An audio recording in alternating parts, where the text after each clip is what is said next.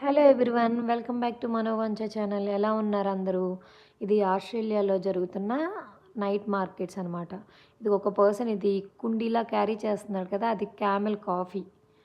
Camel కాఫీయో camel టీయో camel మిల్క్తో చేసినది అనమాట.